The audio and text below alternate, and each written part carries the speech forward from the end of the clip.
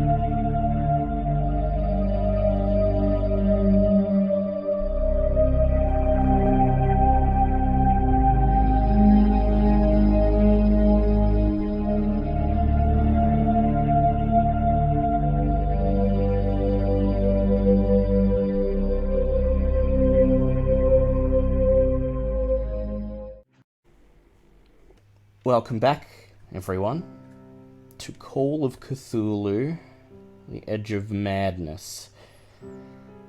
Tonight's session will be relatively short, as it is the tail end of the holidays and we're all feeling various varieties of fatigue, sickness, and general lethargy. But that just means I will have to pack double the horror and madness into half the amount of time. Is part 2 of the final scenario of our campaign, Mansion of Madness. And, well, we last left on a bit of a cliffhanger. After assuming that the Paranormal Club was no more, you received a summons from Sandor, the jovial old owner of Sandor's second-hand bookstore. And he gave you all one last case to solve, one last dance with death, before you can return to your normal lives. And that was to investigate a missing persons case, the case of Andrew Keatling, a well-known Boston socialite and patron of the arts. You quickly determined that the last person Andrew was seen alive with was a woman by the name of Josephine Garcetti. He'd been spending a lot of time with this woman, showing her the world, showing her everything Boston had to offer, which was strange, because according to Andrew's sister, he never really showed an interest in women. So you decided to look into Josephine Garcetti, and that's when you learned that Andrew is in grave danger. Josephine Garcetti is an heir to the Chapel of Contemplation, the leader and perhaps the only remaining living member of a cult known as the Sylvan Knight, a sort of successor to the Chapel of Contemplation, which has lain in ruins for decades. You discovered that Josephine was to meet Andrew at a speakeasy known as the Sailors Club on the harbour of Boston. And on your way there, you realised you were being followed by a strange, unknowable figure. This figure was never more than a city block behind you. And when Vera decided to take a photo of it, It dashed into a nearby alleyway with supernatural speed.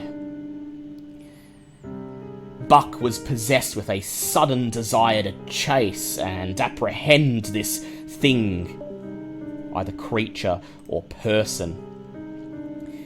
And when we last left off, Buck had fired a shot of his trusty hand cannon at the creature, causing it to screech with pain and fear and dash away into the shadows, seemingly disappearing, vanishing from thin air. And so, we resume, we pick up. As you stand in the narrow alleyway, shrouded in the thick shadows cast by two Art Deco skyscrapers, one on each side. Before you is a solid brick wall, a dead end. In front of it, an overflowing trash can sits discarded, emanating a stench that fills the small alleyway. Buck still holds his gun, pointing it at the brick wall, the gun trembling in his hands. There's no sign of the monster, the thing that you just saw, the thing that reached out, tried to grab Vera as she stood frozen with fear in her temporary bout of insanity. Vera, I would like you to add 1d6 to your Cthulhu Mythos skill, please. Yes. Right now, you are temporarily insane, but 1. as you recover from what you just experienced, as you feel your senses returning and feel your body once again responding to the signals sent from your brain, as you regain the ability to move, you realise you've gazed upon something and accepted something that your uncle never quite did. Your mind flashes back to his little black notebook that you inherited. The hastily written ravings of a madman, the sketches of things that couldn't possibly exist that filled its pages. For your uncle, until the very end, this was all just a case to solve. And perhaps that was his mistake. He never understood that this is all too real. Wisdom that you were just starting to glimpse. So, let me ask you all a question. Is everyone okay? Rattled, but functional. Buck, you take one last look at the brick wall, at the patch of shadow that the creature departed into. And to make sure, you step forwards, you reach down, pull a crushed soda can off the floor in front of the trash can and hurl it into the space. It clatters to the ground. There's nothing there. The thing that attacked you, the thing that had been following you, the thing that had been watching Vera from the periphery of her vision all day, is gone without a trace. But Buck, do you think you've killed it? Or do you still have that sneaking suspicion that whatever it is still out there? Oh, he's definitely got the suspicion. It's retreated momentarily. Yeah, perhaps scared off by the gunshot, by your aim being true. And so, you take Vera by the hand and lead her back out onto the main street, Trixie following behind you in her khaki shorts. Why didn't he see it? Buck, why didn't he see it? What, sorry? Why didn't he see what? Why didn't he understand? Why? Oh, your uncle? I think he was dealing with a lot more pressing matters, like staying alive. It's quite incredible what the mind will do to reject what it sees in front of it. Yeah, Yeah, it doesn't look like you're gonna go the same way, though. Because Not so Vera- crazy now, are we? Yeah. You think back to what's currently written on the second page of your notebook, Vera. They're all mad, underlined. But maybe they're not. This is real. You've seen it with your own eyes, and, well, you're pretty sure you've got a photo to prove it. But you'll have to develop the film first to see. So, step out of the alleyway into the haze of the streetlights on the main road, and Trixie's standing there in her khaki shorts and safari vest next to Angel, who's just staring dreamily at you. Perhaps not even at you, but through you, just staring off into space. I knew what it was, she whispers again. I knew what it was. Vera's just unresponsive. Who knows what Angel's seeing? Especially as you see her bloodshot eyes and realise she's still flying high on whatever she took hours ago. But you have an investigation that you're currently working on. Andrew Keatling is in danger. And so, Buck, you step forwards and you motion for Angel and Trixie to follow you, still gripping Vera by the hand. And you begin to lead the group down the lonely, dimly lit street towards the harbour just ahead, leading them towards the vast, inky blackness of the ocean, the Atlantic Ocean, at this time of night, with the very few street lights that line the streets in this part of town. It doesn't look like water at all. It looks like a gaping black void into nothingness. And with what you just saw, as this black void grows closer and closer as you draw towards the harbour's edge, you can't help but expect something unknowable, something unimaginable to rise up out of its depths, snatch you in its grasp and pull you down below. But thankfully, that doesn't happen.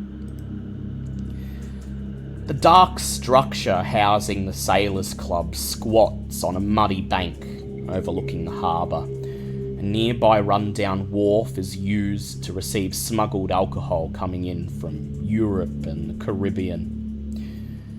A couple of dock workers, I say in quotation marks as these dock workers are dressed in fedoras and pinstripe suits, carrying wooden crates from the edge of the half-collapsed, sagging jetty around the back of the club, presumably restocking for business tonight. As you approach the bar itself, there isn't any line in front of the entrance. You're lucky in that regard, but there's a bouncer standing in front of the double metal doors that lead into the bar itself. Is an impossibly large man with thinning grey hair. He's wearing a tan-coloured woolen sweater, and he stands there, his muscled, hairy arms crossed. He nods as you approach. He holds out his hand as you step up onto the pavement, and he says, "Okay, we got strict rules here. No cops, no feds, and no weapons. You got it?" Is this considered, A weapon? And she pulls out Quicken. He looks at it, he smiles, and he says, "Just keep it in your hair, miss. Don't go poking anyone with it. No trouble in there, alright? Mr. Crater, Zeke the do Geek." you have anywhere we put our weapons? He holds out his hand. He says, "You got any guns or knives, any blades? You hand them over to me, you get them back when you leave. Any trouble in there, Zeke the Geek Crater will put a stop to it immediately." Pulls out from her boot a dagger. She pulls out from behind her a dagger. And she's just like, go. He just nods stoically as he takes them one by one and slides them into a leather pouch slung over his shoulder. And then she grabs her hand and rubs his cheek and is like, "You're beautiful and your soul is quite lovely." He blushes a little and then he stands back, chuckles, and then his demeanor changes entirely. He narrows his eyes towards Buck and he says, "You're packing iron there, hop along, Cassidy. That's plain to see. Hand it over." Buck reaches for his gun reluctantly and kind of hovers on it for a sec and meets the tall man's gaze. He quickly realizes that he's far too big to try and argue with. It wouldn't go down well, and hands over his gun. So you hand over the rifle that you carry everywhere, but do you hand over your handgun that you keep wedged in your coat? Absolutely not. Absolutely not. He takes the rifle and props it up against the wall behind him, and then he looks at you and, twisting his lip into a sneer, he says, "You ain't got anything else hidden under that coat there, do ya?" For a search, are you? Sorry, Lynx, what'd you say? He's just gonna get a bit cheeky, like, "Looking for a search, huh?" Speakeasies were. He looks at Trixie and he says, "Aye, no searching. Don't put my hands where they're not meant to go, not unless you intend to cause trouble. I just gotta make sure that I ain't letting you in there when you're packing an iron and you're gonna blow someone away at the bar. So, hop along." Buck reaches into his vest and kind of flashes it open very lightly. It's the side that doesn't have his gun. It's the side that has his little flask. He pulls it out and shakes it, showing that it's empty. He says, "Ain't no weapons here. I do need a refill on this, though." Buck, go ahead and make a fast talk or an appearance check, please. Christ, what was that? Yeah, that stings. Jesus Christ. Jesus Christ, it scared the shit out of me. This is the scariest thing Buck has had to deal with, handing over his weapons. The prospect of That's a 10. 10. So that is a critical success. The bouncer holds... No, just a hard success. Yep. Bouncer holds up his hands. He says, Alright, well, you can get your refills inside. I trust you. Head on in. He steps aside. He says, "Just remember, this ain't your normal sort of establishment. Don't cause any trouble. Stay in the boss's good books, and you'll be able to walk free at the end of the night." Ain't looking for trouble. Just a couple of sailors looking for some drinks. "Well, you'll find it here." He smiles. It's like that scene in Terminator 2 where the Terminator tries to mimic John Connor's smile and it just comes off as looking unintentionally sinister and robotic. And then he reaches over and pulls the metal door open. It creaks. as he holds it open. And then Buck, wrapping your arm around Vera's, you step over the threshold with Trixie and Angel behind you. As soon as you're within the bar itself, the door slams shut with a bang. The bar and stage area is an L-shaped room. It's decorated in a seedy nautical style. The bar, which you see immediately upon entering the door, is decorated with ancient, torn fishing nets draped with cobwebs. A large ship's wheel with several missing pins leans in one corner of the room, and the floor is coated with a thick grey-green mulch of beer-soaked sawdust.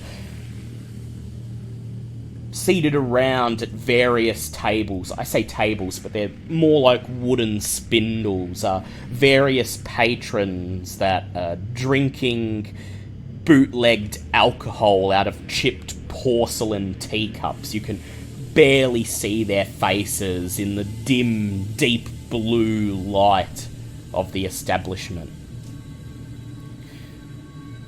You look around, taking stock of all the patrons. You're not sure who you're looking for. You don't really expect to find Josephine or Andrew here, but there might be someone who stands out as maybe knowing something. There's a bartender behind the bar, a young man of medium height. He's got his arms folded, he's leaning across the bar, and he's just slowly scanning the room with narrow eagle eyes. He sees that you've stepped into the establishment and just gives you a silent nod.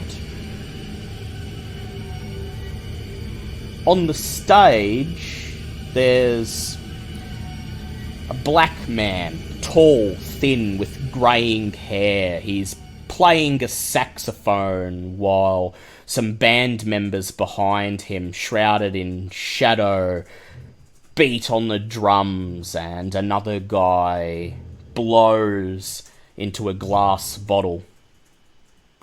Live jazz. It's lively enough, but it's not the best you've heard, and if anything, it just seems to make the atmosphere of this place a little more sinister.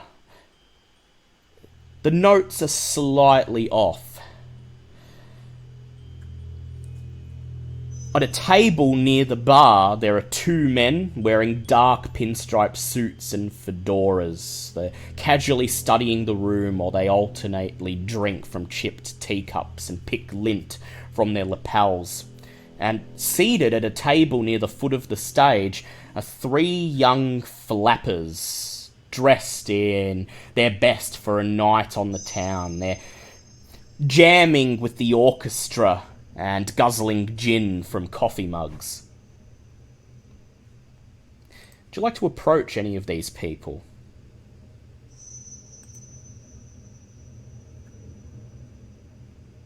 Angel would be going straight to the bartender. Straight to the bartender, sure.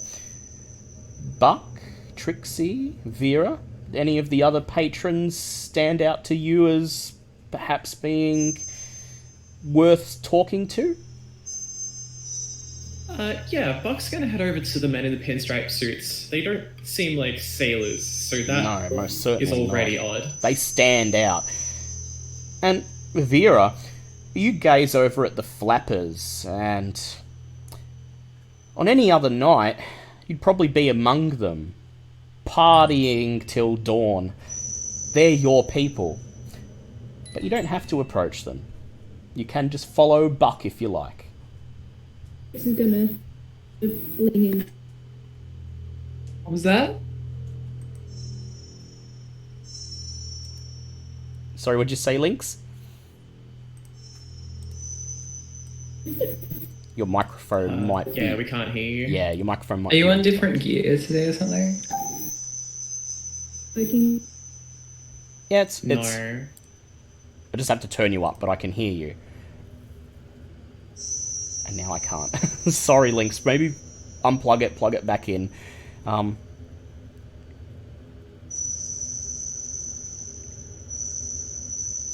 Is Vera still insane?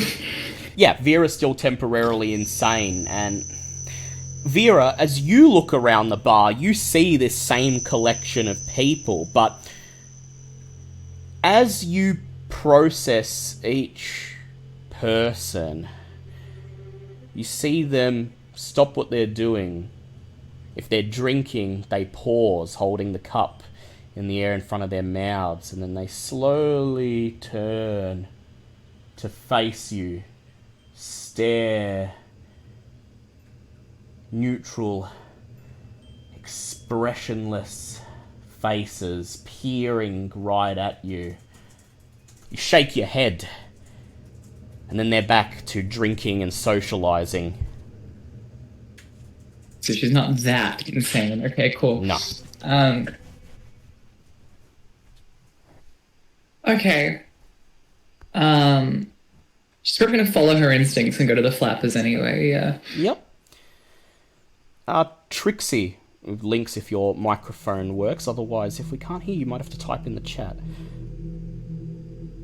Any of these people in particular you wish to check out, or do you want to just chill in the crowd and see if you overhear anything? Yeah, well, we'll go with Angel first anyway. So, Angel, you stroll up to the bar. Bartender looks at you as you approach. She has light brown hair, cold dark eyes, and based on the frown on his face, he's got a very brusque manner. Get you anything? He says as you take a seat on one of the stools. I don't know. What's your stiffest drink that you have, my friend? Got bourbon, got whiskey with rum in it, got rum with bourbon in it. You have something that I can... don't worry. Just a bourbon with rum in it. He nods. Reaches under the counter, pulls out an unlabeled glass bottle, slams a chipped teacup down with a loud bang and fills it full of brown liquid.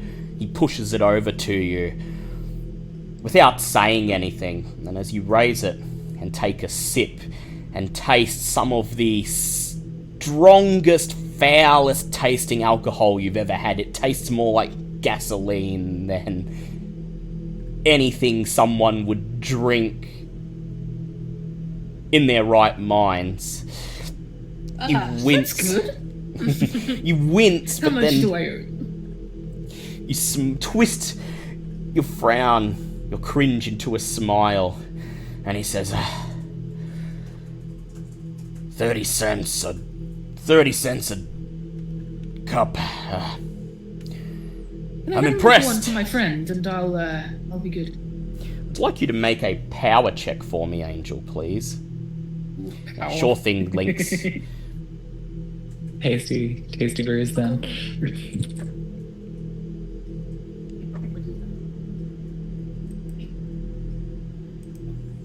Right. So, in the meantime, Angel's... 60 was a fail. Yeah, Oh, that's a that's fail. You smile, and as you hand over the money, suddenly you feel your gag reflex, and you open your mouth. You barely hold back the liquid. The bartender smiles mischievously. Don't say I didn't warn you. You did ask for the strongest, but I haven't met anyone yet who could take it on their first gulp. So, Mind if I get another gut for my friend? sure. I think he needs it.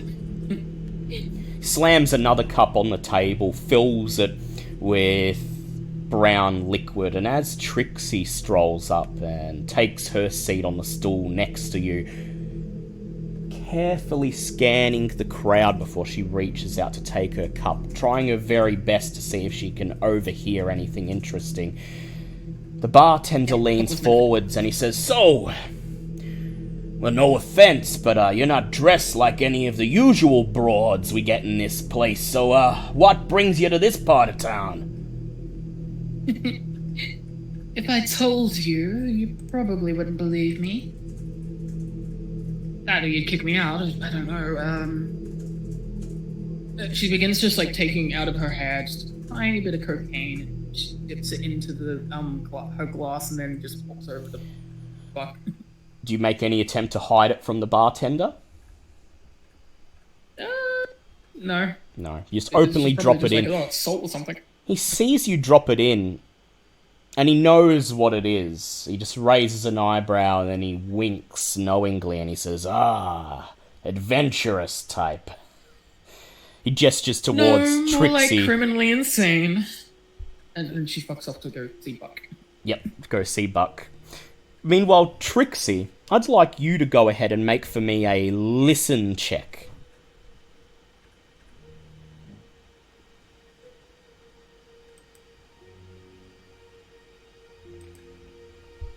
And you can type it in the chat. Or maybe try Discord on your phone, because at least that'll let you talk if you want to talk. I'm gonna try talking. Oh, they're gonna try talk. Pass. Yep. Pass for Lynx. So Lynx, as you take a sip of the awful tasting liquid, nearly gag yourself, the bartender turns and he strolls away from you. He watches Angel get up and leave, and he stares at her as she walks across the establishment towards the table where Buck is now standing with the two men in pinstripe suits. And when he's sure that Angel's out of earshot, he just shrugs and he says, well, if that ain't who the boss is looking for, then I'm the Queen of England. And then he turns around, ignoring you, and busies himself arranging bottles and glasses in a stone sink on a counter behind the bar. Meanwhile, Vera, you make your way gingerly up to the flappers who are jamming in front of the stage, nodding their heads to the jazz, seemingly not noticing that every note that's played is just slightly wrong. As you approach, they look up at you and they smile, a welcoming smile. They instantly recognize you as one of their own. Sure, you've never met these women, but under your coat, you're wearing a dress that's almost identical to theirs, and under your hat, if you were to pull your hat off, they'd see that your hair is short and curly, jutting out on both sides. You've got a face full of makeup, and they can tell that if you weren't working tonight, you'd be in a place just like this, just like them, socializing, jamming, and having a good night. And one of them, a tall, lanky woman, immediately shifts further down the bench she's sitting on and pats the cushion next to her. Oh, you look like you need to let your hair down. Come, sit.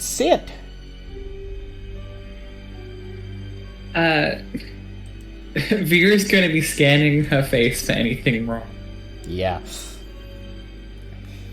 As you sit down next to her, keep your eye on her face. She's smiling, a welcoming, friendly smile, but there's something about her you can't quite put your finger on. As you make yourself comfortable, she flashes you a row of white, perfect teeth. And you think they're just a tad too sharp. She quickly closes her mouth and laughs. She holds out her hand and says, I'm Bobby Jean. Vera sort of pauses for a beat, not realizing, like, quite that she's been like actually supposed to like interact socially in this situation. And then she sort of comes to her senses and she gives her hand gingerly and just says, Vera.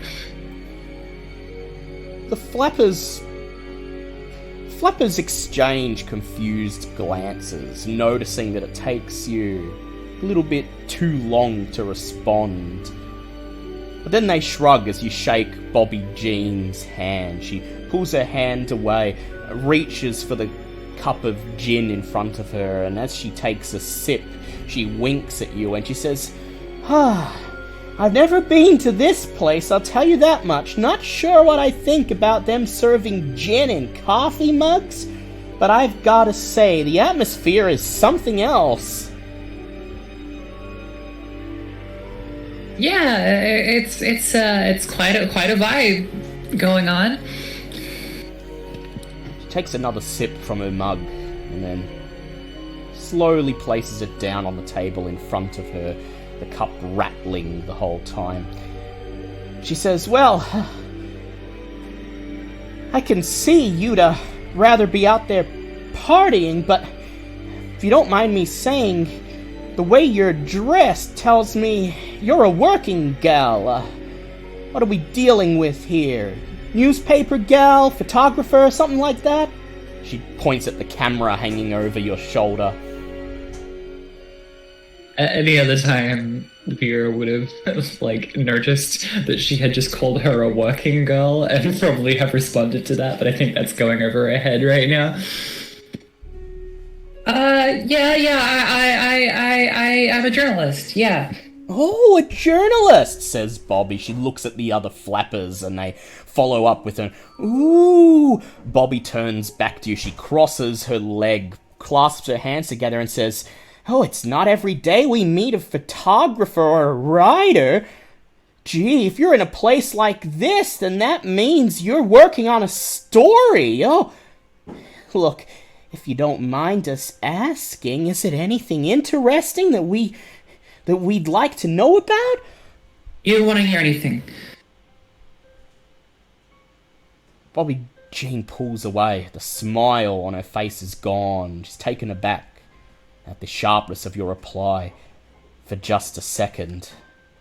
And then she shrugs and he says, oh well, I suppose you're probably not allowed to tell us, but, well... Right, yeah, no, it's a sensitive case. You know, like, we tend to filter things a lot before we release them to the public. Flappers nod and Bobby Jean's smile is back on her face. She reaches for the cup, takes another sip. And at this point on the stage, the song finishes, the players bow and they receive no applause, and then the saxophone player steps forwards and he says, once again, my name's Zoots Candlemar, and I'm happy to be playing for you all tonight, Boston. Now here comes a classic of mine. A 1, a 2, a 3. He puts the saxophone in his mouth and starts to play another song. The pace much faster than the last. But you're definitely sure now that all of the notes are in the wrong key. And every single one seems to make your heart beat faster and faster. Bobby doesn't seem to notice. She just smiles, brushes hair out of her face, and she says, well, if you're on the job right now, if there's anything we can do to help, any questions we can answer, please feel free to go ahead and ask. We'd like to help however we can. Yeah, thank you. And like subconsciously, Vera finds herself like one of her hands pulling out her notebook, but she's still looking at the stage, and she says, "Does that sound right to you?" Huh? Says Bobby Jean. Well, it just sounds like regular jazz to me. Zoots Candlemar's pretty famous around these parts. He's one of the best sax players in Boston, if I recall. That's so. And then she sort of just shakes her head and like her instincts kick back in, and she flips open the book and she's looking through for notes that she might have to to probe these women on. So you open your notebook, and right on the first page, you've got the name Andrew Keatling, with the word missing next to it, and then underneath, Josephine Garcetti. Where? With a big question mark. Yeah, okay, you look like a lady who knows people, yeah? Well, we're here most nights, or we have been for the last couple of weeks.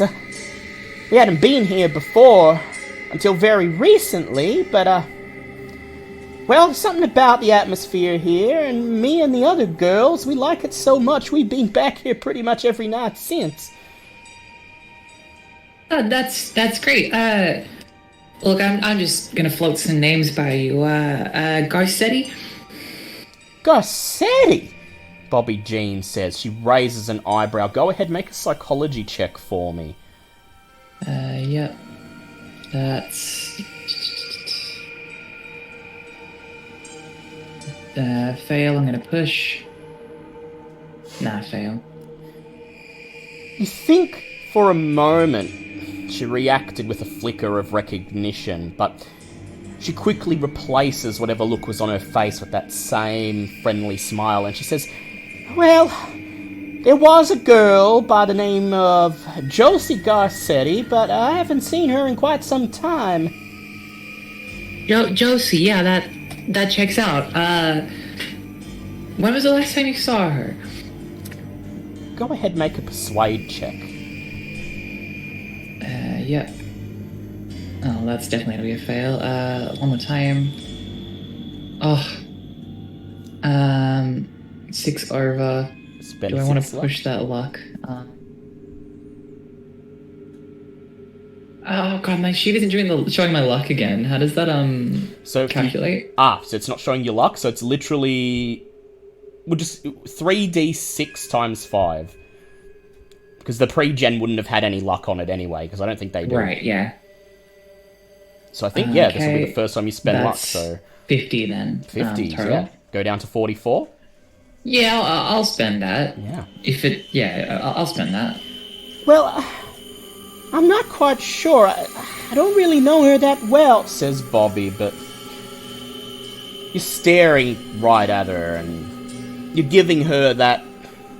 You're using the technique you were trained to do at old Miskatonic. It's obvious to you when someone's holding back, and you were told in those situations, just keep staring at him, just keep writing in your notebook, raise an eyebrow and say, is that so? And you do, and it works. Bobby looks around left to right, and then she leans in, the other girl's with her, and she says, well, yes, Josie was, well, when she first came to town, we were part of the group that used to party with her, and, well, it's a rather strange story, but... Do you say anything to... Again, just raised eyebrow. Raised eyebrow. She continues on, and she says, well, we first met at Boston University. See, me and the other girls were art students as well. And Josie, she's really into her painting. Well, one night we was visiting... Well, it's the first time we came here. In fact... Well, that's when Josie, well, she met the boss of this place. He's a man by the name of Zeke Crater. And I think he's one of those... unsavory types, and well, Josie seemed to hit it off with him, so he invited all of us up to his house for a party and a good time. And well, his idea of a good time, she once again looks around to make sure no one's listening in, and then she says, well, his idea of a good time was, well, people crawling all over each other on the floors, you know. A man grabs a woman. An orgy it was. A full-blown orgy. And, well, the other girls and I, we were uncomfortable. We do our very best to just stand there, try to look like we're having a good time and make sure we don't let any of those men grab us. But Josie and Mr. Crater well, they weren't so much into each other as they were into other people, and it was as if they were having a competition of sorts. Josie was trying to have relations with as many of the men as possible, and Mr. Crater, he was something of a wild man. At the beginning of his parties, he'd gather all these chickens in a circle. He'd cut their throats, gather their blood in this little bowl, and pour it over this dark stone figurine that he was always carrying around with him. And, well, it's about that time that Josie dropped out of sight. We'd seen enough at Mr. Crater's parties, and we started to do our own thing. Didn't stop coming here, though. We wanted to keep up appearances, just in case Mr. Crater thought we were gonna go to the police or something like that, but... Well, it's around that time that we lost contact with Josie, and we haven't seen her since. That's very helpful. Thank you.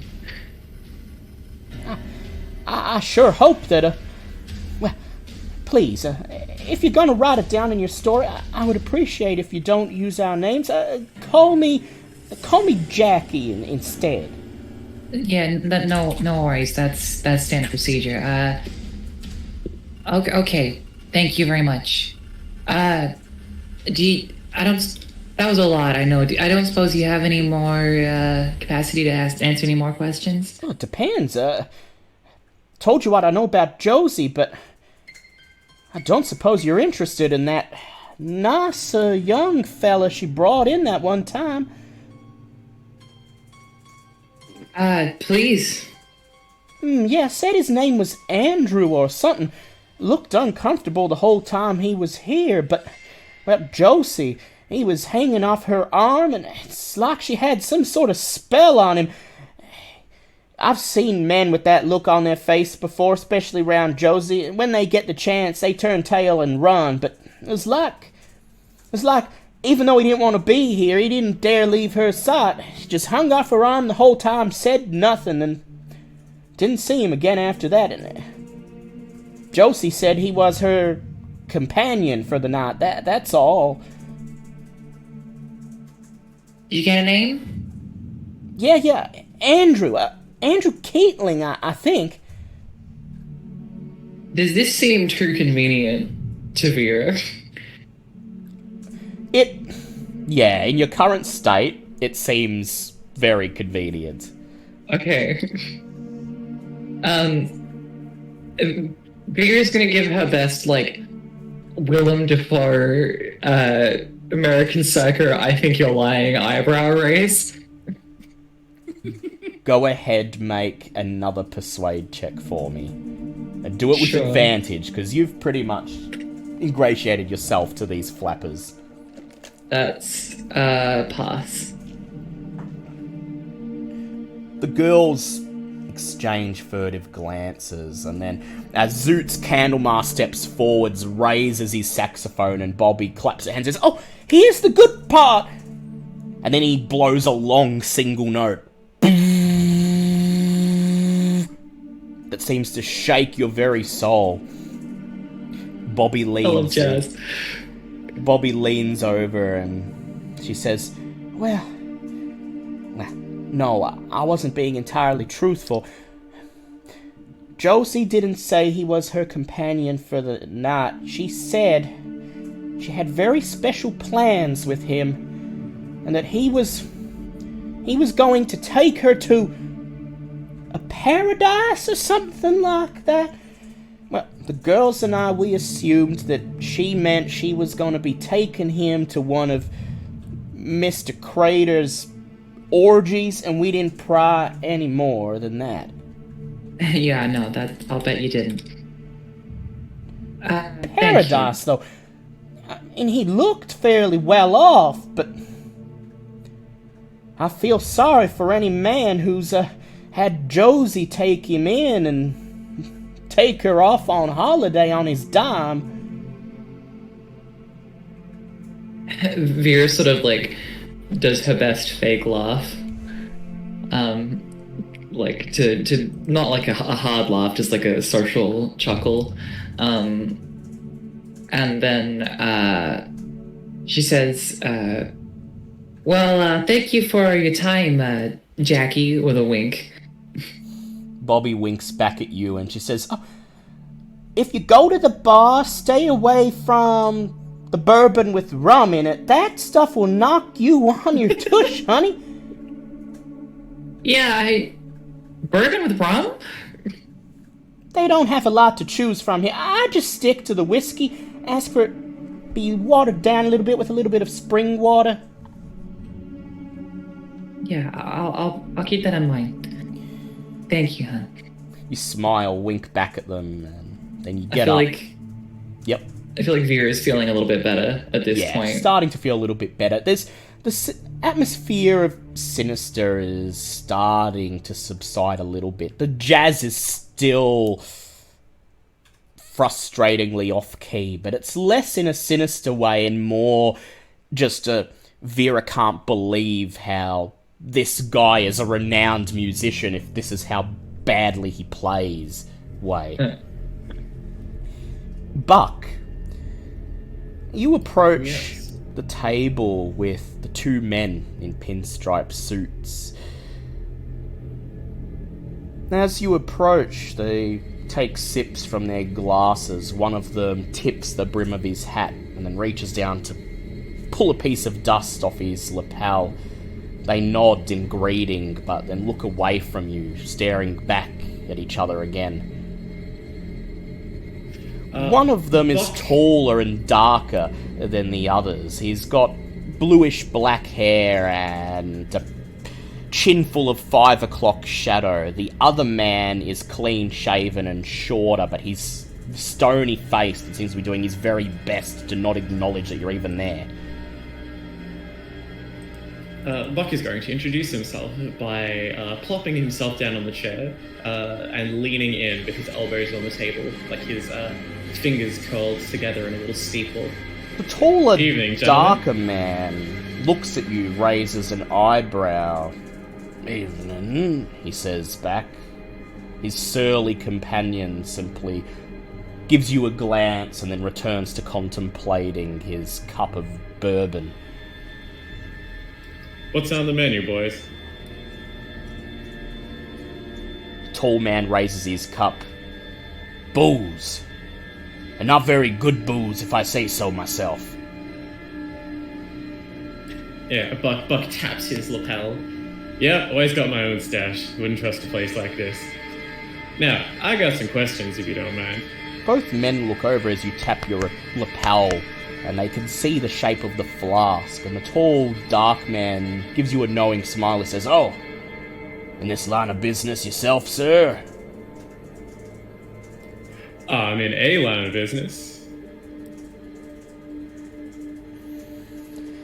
"So long as you ain't working for Mr. Crater in there." He gestures towards a white wooden door with a glass window behind the bar, and there's a curtain blocking out anything on the other side of the door. He says, "We're happy to talk. See," he holds out his hand. "I'm Vince. That's Eddie. And, well, let's just say we're here tonight, getting a feel for, how the competition runs their business, you could say."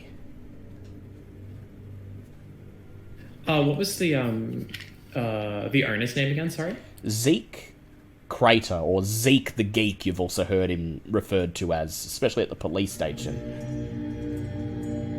Now, since you're in this line of business, tell me about this Zeke crater. What kind of operations he running to throw around this kind of garbage anyway? The short man just grunts. The tall man frowns. He says, "Now, what outfit you from? You from Sonetti's gang or Hinton's gang? Don't rightly say I recognize you." Oh no, I'm in business for myself, thanks. Don't run with no gang, don't need one. Go ahead and make for me a charm check or an appearance check.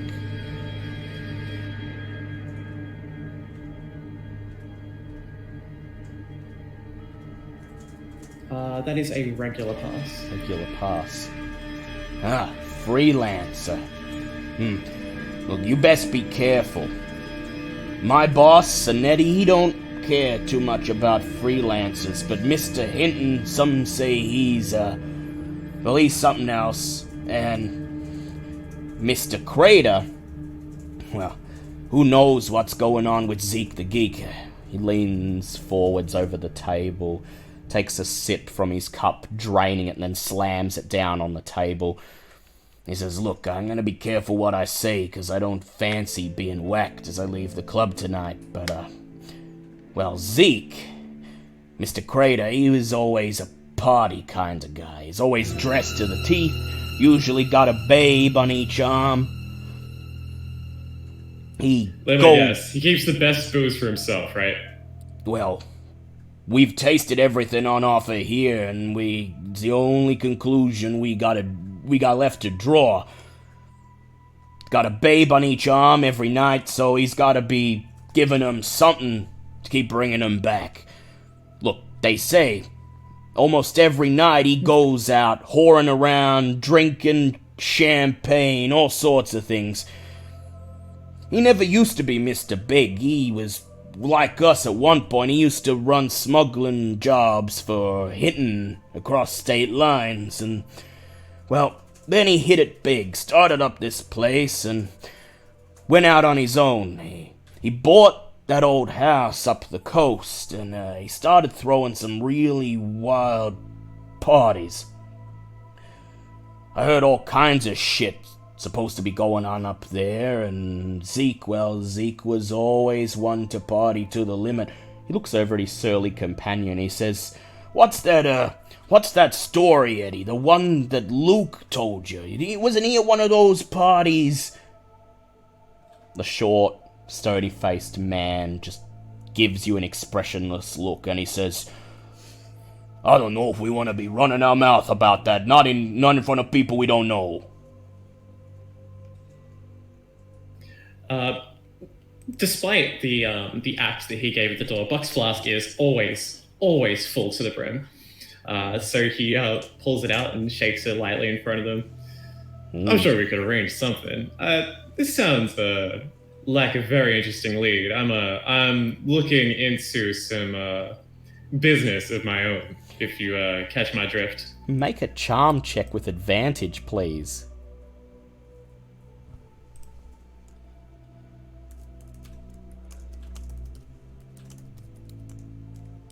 That is a hard success. Hard success. The two gangsters exchange... Oh, sorry, a regular success. Regular success. The two gangsters exchange a glance, and then Eddie, the shorter one, shrugs. He says, "So listen, this friend of ours, Luke, he went to one of these parties. And he says Zeke's up there, he's roaring like a madman. He's biting the heads off of chickens, and he's swigging expensive champagne right out of the bottle. That's how he got his nickname, the Geek, right?" He smiles, and then his taller friend looks at you and he says, Yeah. That's what our friend said. And so then, a few months ago, Zeke just sort of drops out of sight. Nobody sees him for almost a month. But then he shows back up. He's not looking too good. And he's sort of hobbling around like he's been injured or something. He's still running his business. He's still running this place, and I bet he's in that office over there, but he don't get out like he used to. You don't hardly see him with the broads anymore either. Maybe he's real sick. Maybe he's gonna die soon. I don't really care one way or the other. More business for us, I take it.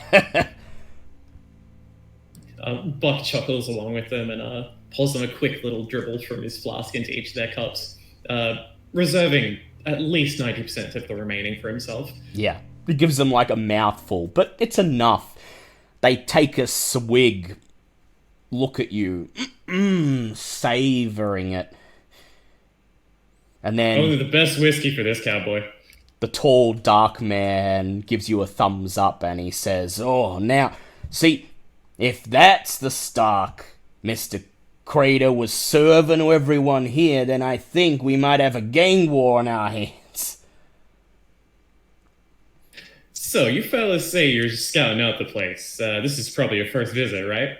Or have you been here a couple of nights recently? No, we ain't been before. Yeah, that leave my trail mighty cold. Oh, well, you gentlemen have a great evening. I might, say hello to this Mr. Crater. As you say this, you hear footsteps behind you and you inwardly sigh, Buck, as you whirl around to see Angel standing there. Angel, the two men in pinstripe suits look up at you, and the tall, darker one takes in... Well, you're not wearing your usual stuff. You're dressing in your best approximation of normality, but you're still wearing one of your talismans openly hanging around your neck, and his eyes linger on it for a moment, and he says, ain't seen a broad like you in a place like this. She a friend of yours or something? He asks Buck. Buck doesn't pay them any mind and just continues on his mission. He's not giving them a response about that. Yeah, Buck just stands up. He sees Vera leaving the Flappers, so he decides to meet up with her and go join Trixie at the bar. And Angel, do you say anything to these gangsters?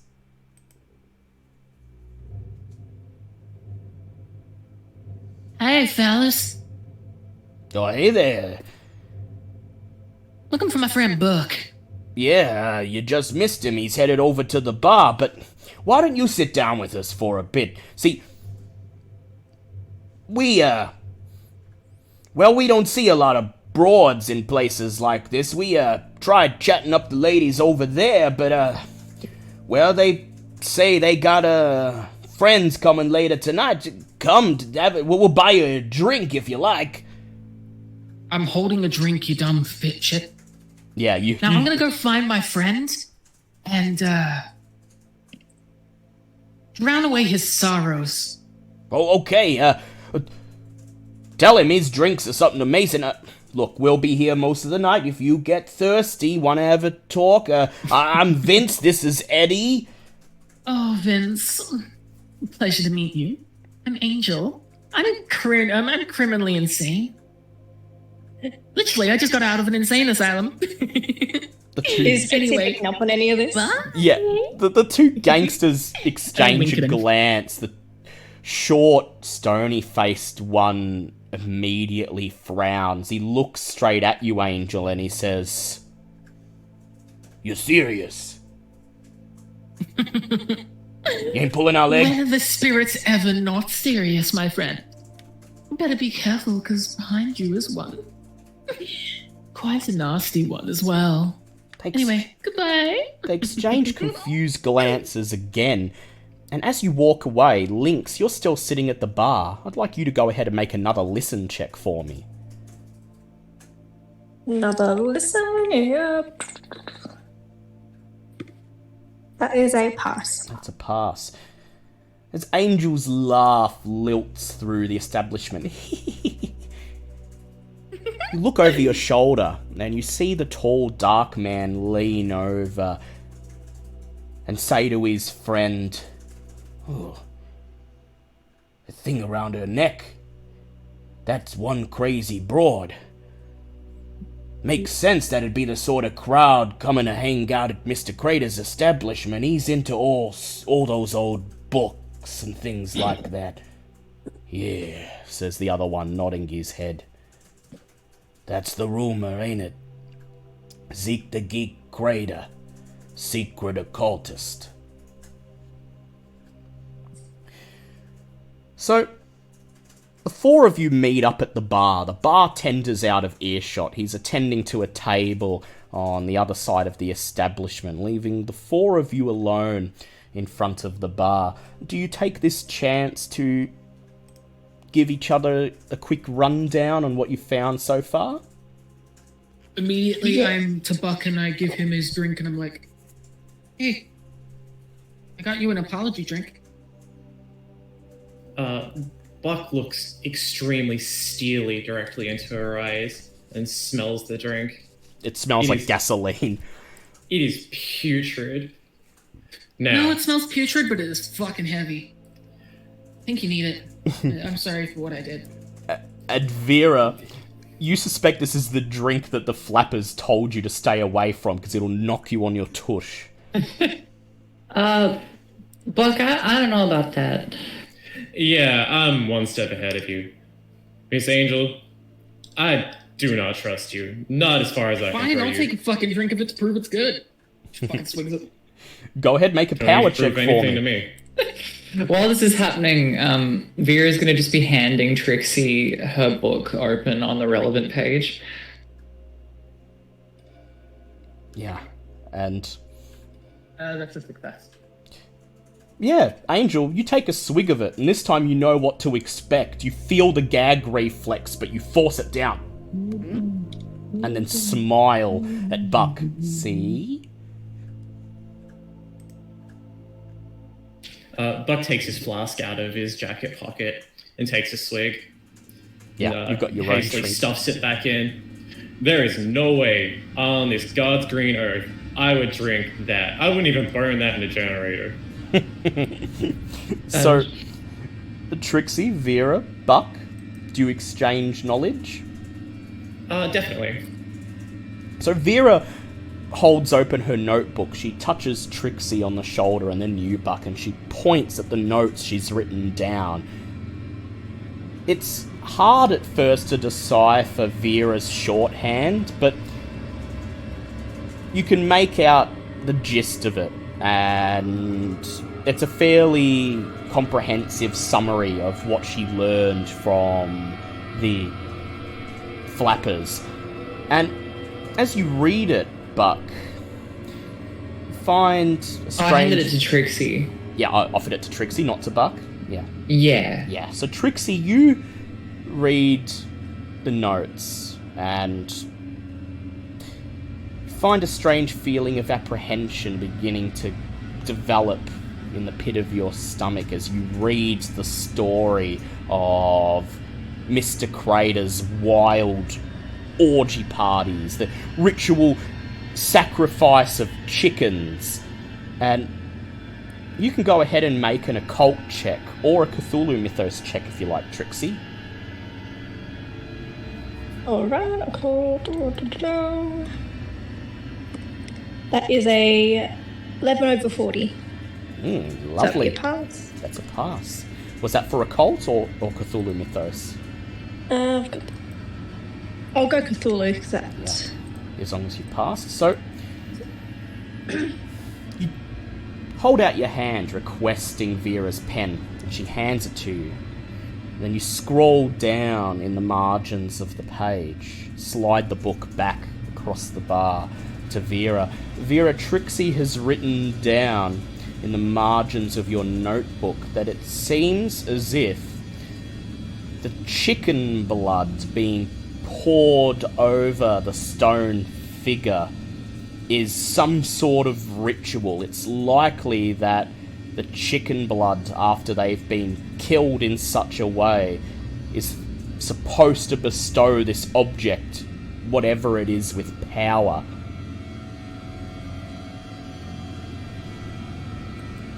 She's unsure of whether this is related to the other wild activities at these parties, however. Vera just gives her a nod.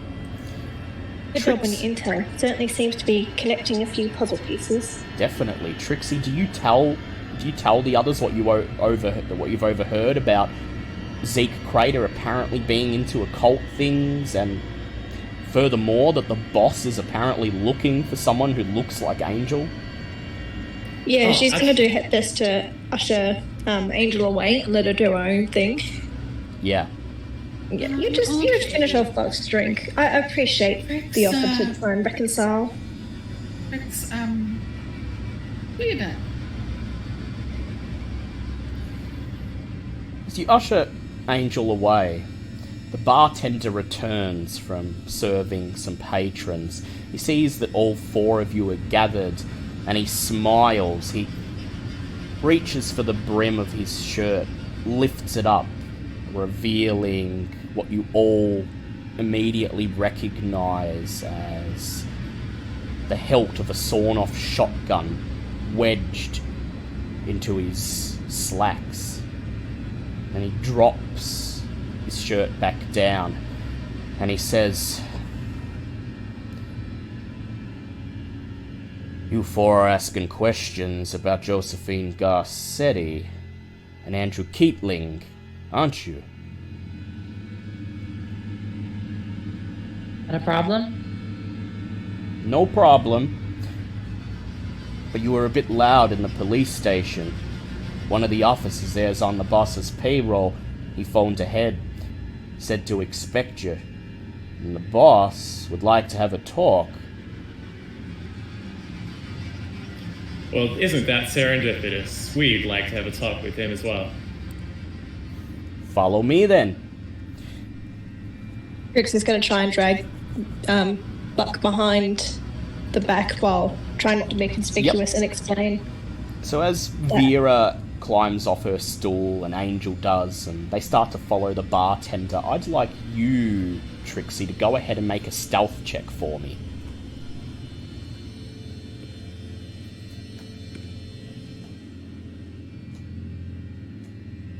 Stealth, that is a fail. I'll push that. Go ahead. That's a hard pass. Hard pass. You linger behind just for a moment, waiting for the others to be out of earshot, and then you pull Buck aside, grab him by the arm, pull him back to the counter. You lean over, and what do you whisper to him? You keep your eye on Angel. Seems like we're not the only one who's familiar with her heritage and the things that she can do. I overheard the bartender mentioning the boss is looking for someone like her. That, or is the Queen of England? He doesn't look like the Queen of England. So yeah, I'd say be on your guard, but try not to give her too hard of a time. We don't want suspicion from either her or the ones that might be after her. Yeah, well, I was already suspicious. I knew she was a danger to us, but it seems like she's a danger to others as well. I'll keep my eyes peeled. Thanks, Trixie. You might have saved us all. Catch up to the bartender and Angel and Vera. He escorts you through the white wooden door with the curtained window behind the bar, through an abandoned kitchen that's currently being used to store crates of smuggled alcohol, all of it kept under dusty drop cloths, and then beyond the kitchen into Crater's office. Grabs the door, holds it open for you to enter, and once you're through, he shuts it behind you. I'm going to bring up a picture in Owlbear Rodeo, just to set the mood. Entering the office, you find who is presumably Zeke Crater, seated behind a large desk covered with scraps of paper and soiled ledgers. He's reading from a large, heavily yellowed book, and he's hurriedly scratching down notes on a piece of paper with a fountain pen. As he hears the door shut and hears your footfalls on the carpet, he looks up, his head jerking up with an unnatural, almost stiff gait as he does so. The man wears a wide-brimmed hat shadowing his features and an expensive suit that's barely visible beneath the flowing black cape that he wears. He seems to be in excellent health, judging by his remarkably smooth, unblemished complexion. However, as he sizes each of you up in turn, what you can see of his features are waxen, oddly immobile. His eyes are unblinking, large, mostly inky black pupils. The skin on his hands and chin is pale in colour, and like his face, it seems oddly smooth and glossy, at least in the light of his desk lamp. He holds out a hand and gestures for you to take seats in front of the desk. His motions are quick, but they seem oddly stiff and a bit clumsy as he points to the chairs, then at you, silently asking you to make yourselves comfortable. Buck mentally notes exactly where his gun is, just mentally preparing just in case he needs to flick for it, and takes his seat, remarking, "Evening, boss. Sounds like you wanted a word with us." "Yes," says the crime lord, clasping his hands together as he leans forwards and shoves his fingers together, wraps them into each other. You can't help but notice that every motion he makes is incredibly stiff and deliberate. "I understand you're searching for Josephine Garcetti," he says. And as he talks, Vera specifically, I'd like you to make a listen check.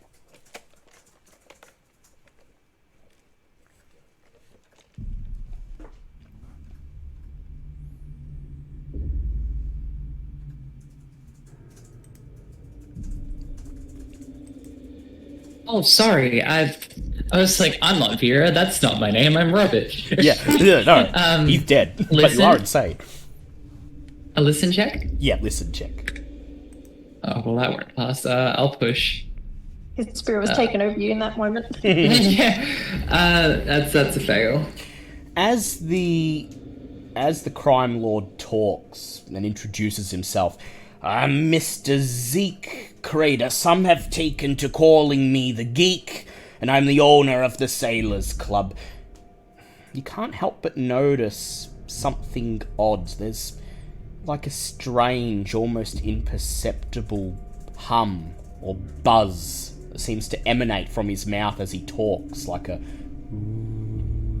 And occasionally his words are punctuated with odd clicks and taps. I've seen Hellboy. It's almost a good sign. I brought you here because I'm also looking for said woman. He leans forwards, reaches under his desk, and produces a bottle of champagne. Not a bootleg, it's got a proper label. It's 1912 vintage, and as he uncorks it, he frowns. Ugh, empty. Well, I don't believe in discussing business without a good drink, so sit tight for a moment. I'll get us something nice. And then once again, with that same shuddering, stiff movement, he rises from his chair and makes his way to the door of the office. And as he does so, as you get a view of his body, you realise that his suit is incredibly ill-fitting on his body. His torso bulges with a series of strange bumps and creases, as if he's concealing something under his suit jacket, but is extremely incompetent at doing so. As he shuffles past you with that stiff, deliberate gait towards the door of his office, is anyone interested in trying to sneak a closer look at this very odd man's body? Absolutely. Yeah, 100%. Angel's just sitting there, she's just like... Probably disassociating. Yep, disassociating. So Trixie and Angel sit patiently, but Buck and Vera, you exchange furtive glances. Go ahead and make me a spot hidden roll with disadvantage as he walks past. For a brief moment, his full body illuminated, along with his face in the light of his flickering desk lamp. Disadvantage is roll 2 and pick the... Yep, roll 2, take the highest. Yeah, Trixie not will a keep an pass. eye on any goons. Yeah. No, that's no pass for me either. That's a fail. I got a pass and then a 94. Go ahead and push it, but if you fail, he will catch you. Nah, it's alright. I'm definitely not going to push that then. Buck, you shrug. He's probably concealing knives and other weapons under his coat. He is, after all, a crime lord, and his reputation precedes him. It's not like he has to make an effort to hide them. He just needs to have them close at hand. As for his odd, waxy appearance and his strange manner of movement, Vera, this reminds you in particular of war veterans from the Great War who've had amputations or have had limbs blown off in the trenches. And you decide that Zeke must have undergone extensive surgery for some reason. Perhaps he has some particularly disfiguring injuries from the war or otherwise. He reaches the door, grabs the doorknob and opens it. And he shuffles out and slams the door shut behind him. And you're alone in the office. You're not sure for how long, but the thick, yellowing book he was reading as you entered still sits open on the desk. The sheet of paper covered in his hastily scrawled notes right next to it. Buck's going to motion to Trixie and kind of go psst, and kind of nudge his head towards the book. Trixie, you want to risk it? Sneak a peek. Trixie, you lean forwards from your seat, peering over the desk. It's hard to read the book upside down, but you can get enough of it to realise that whatever this book is, it's written in Latin. It seems that the piece of paper next to it is covered in rough translations that Crater was doing before you entered the room. His handwriting is incredibly messy, almost as if he's written it with his non-dominant hand, or as if it was written by someone who lacks opposable thumbs. So you have two choices here. You can make a Latin check to try to read the book itself, or someone can make an own language check to try to read his notes. Decisions. I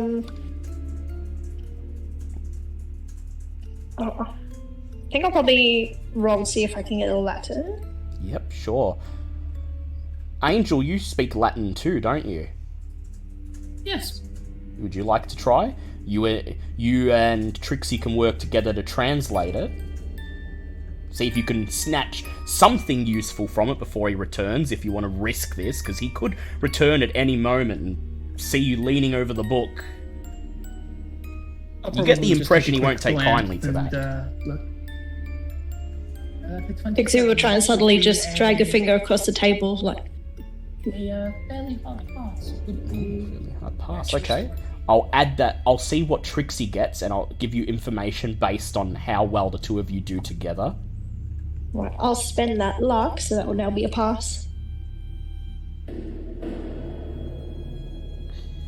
Yep, so that's pass and a hard pass. Vera, are you doing anything?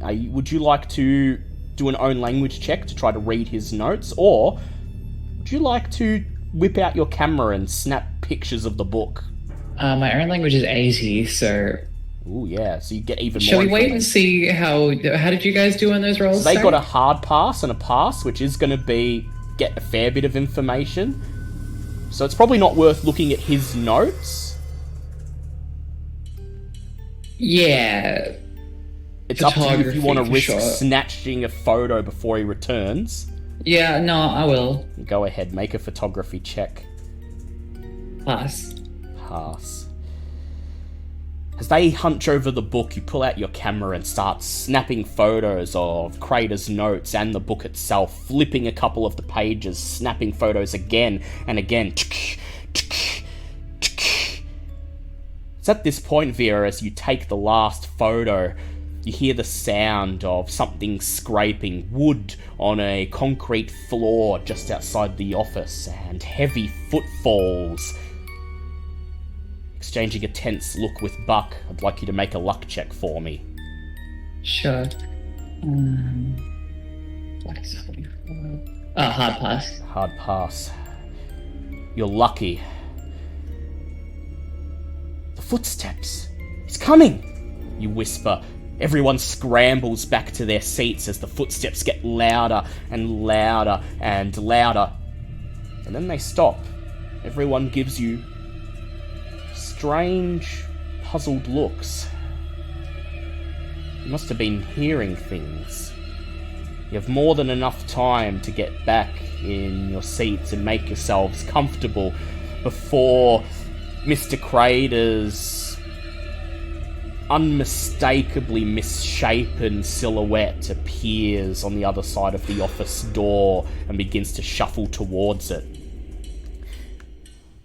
Before he returns, however, I'm bringing up a picture in Owlbear.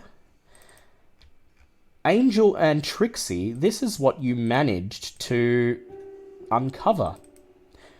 The book's title is Kingdom of Shadows. You weren't able to translate the whole thing, but as the two of you worked together extremely quickly, reading under your breath, comparing notes, scribbling down in Trixie's notebook. As you sit down, you tear the page out and show it to the others, a rough translation of your own. Using the power of the Darkstone, one can wreak many changes on both the world and one's self. Great are the promises of the Darkstone and of the Hanging One, but great also are the dangers. It is said the user can stand transmogrified before the power held captive within, sickness cured and madness dispelled. The Darkstone, of fiery power and promise, the stone was cleverly crafted in elder days by the secret messenger with 1,000 faces, using hands not his own, to burn a hole between daylight and dreams, a passage by which the one who hangs in the void could reach out and touch this world. Beware lest the stone take the soul of the impious thief, though it may bring power beforehand. Not only power can be obtained through the Darkstone, but other talents can also be learned. Secret are their ways, and mysterious the callings, but great are these talents in the hands of the user who would know. The stone was made to last forever, and no known power on earth can destroy it. It possesses those who possess it, and it rules their lives. As you finish reading over Trixie and Angel's summary, I'd like everyone to make Cthulhu Mythos checks, please. Yep, that'll be a fail. Because my Yeah, it's a good. fail. This is one. Fail.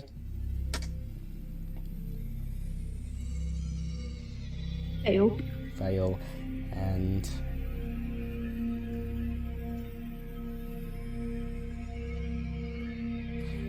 That's all fails, I think. Yeah, it's all fails. That's okay. So, you don't recognize the title of this book or specifically what it's talking about, but it doesn't take long before Vera and Trixie, you both make the link between the dark stone mentioned in this text and the one in the story the Flappers told. The office door creaks open, and as Crater enters, a fresh bottle of champagne in his glossy white hand, he bows politely, then makes his way to the desk and sits back down. He uncorks the bottle of champagne, retrieves 4 fine porcelain glasses from somewhere under his desk. He fills each one. He then takes a swig of champagne for himself directly out of the bottle. And as he does, Vera, you hear this strange squelching, almost like a sucking noise, as his still expressionless mouth swallows the brown liquid. Good, good. Do you accept your drinks? Vera's looking around at everyone else first. Bucky's going to hold his. Nothing more, nothing less. And Vera's doing the same. I look at it, I take out my cocaine, I just dip the fuck out of my cocaine into it, and then I just... Then take a sip. Your eyes I swig the whole fucking thing. Yeah, you down the whole thing and sniff. Blood begins to spurt from your nose, and you wipe it on your sleeve. Crater looks at you, and you hear him giggle. But his face is still passive and expressionless, at least what you can see of it in the dim light. Go ahead, he says, it ain't poisoned. He holds up the bottle. 1911, good vintage, good year.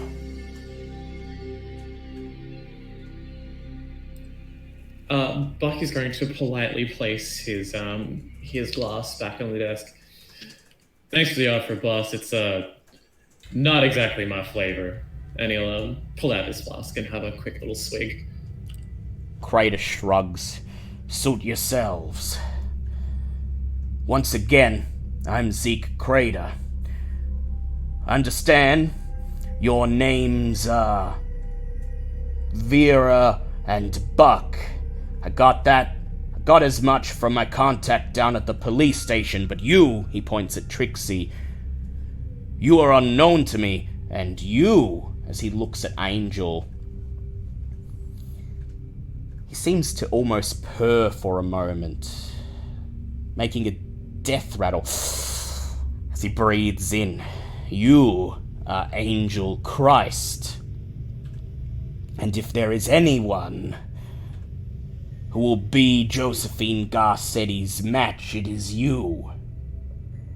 Oh, really? Well, it's a pleasure to meet you. I guess you Your already know enough reputation about me. precedes you, miss.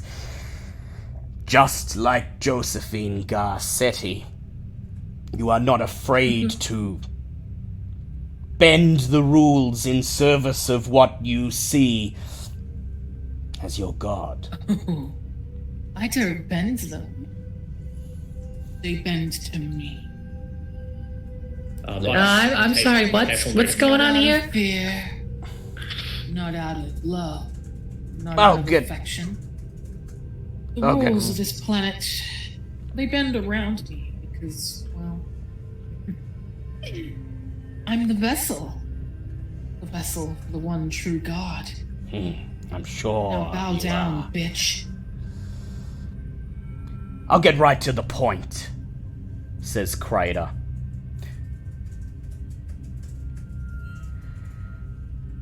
I know the woman you're looking for, Josephine Garcetti. And she has stolen something from me that I would very much like to recover. For obvious reasons, I would prefer not to involve the police. When I heard that somebody had been asking questions,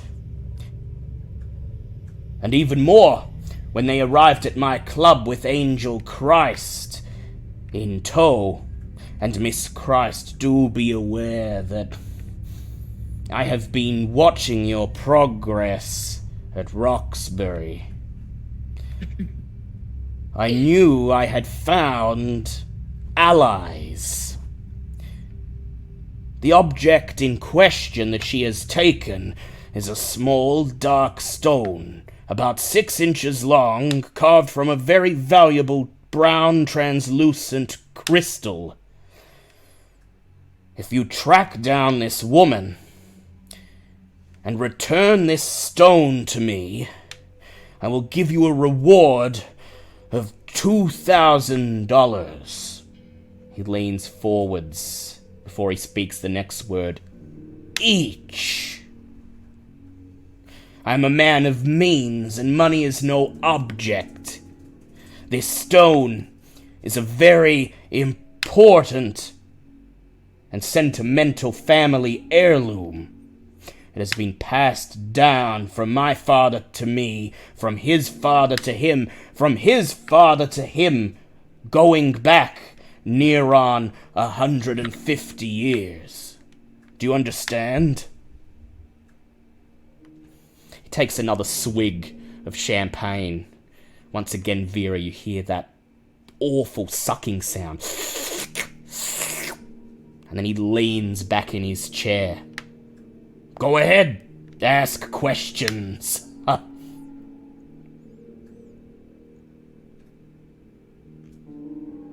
Well, thank you. It seems like you're a rather generous man. Well, I thought I was just around here to help out the poor woman with her missing brother, but it seems like she's real trouble, this one. If she's stolen from you, I'd be more than obliged to help. Right, I'm sorry, I didn't catch your name, says Crater. He holds out his hand. Once again, you notice the pale, almost shiny skin. Oh, I do apologize. It seems like my reputation hasn't quite caught up to me. Trixie Fellowfield, I'm just the curator of the museum here. The museum. Right. I'm aware someone's been pushing for an occult exhibit. I signed my name on the petition, but I haven't heard anything since then. I hope your efforts do not turn out to have been in vain. Now, let's discuss the business at hand. As I said, I will pay you each $2,000 if you track down this Garcetti woman and return this stone to me. But I understand you're not simply going to run and do my bidding. Not without information and context, so go ahead. I'll help you how I can. Well, if we're going to find her, we need to know exactly where she frequents, where her house is. Where does she spend her time? I can tell you that very easily, says Crater. Are you aware that Miss Garcetti is an insane murderess, responsible for the ritual slaughter and mutilation of at least a half-dozen people? That we did know. You've done your homework. She led the cult known as the Sylvan Knight. Are you aware of the history of this group? Buck looks to Vera and looks back to him. I mean, we have a few ideas, but if you could fill us in, it might even save our hides.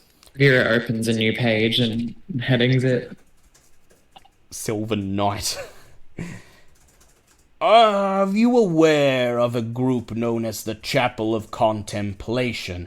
They were once very influential in this town, until their compound was raided by the Boston Police Department several decades ago. Oh, we are all too familiar with them. I had heard that Angel I'd had some run-ins, but yes, this makes sense. You're all part of the plan. We are going to be very good allies indeed.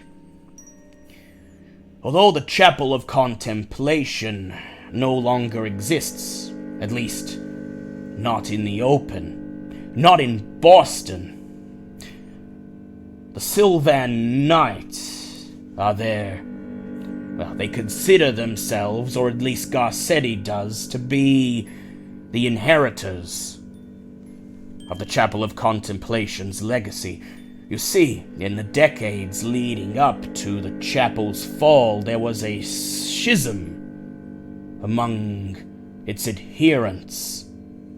It centered around the last will and testament of a man by the name of Mr. Corbett.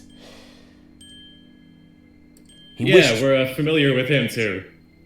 I'm sure you are, as I've heard.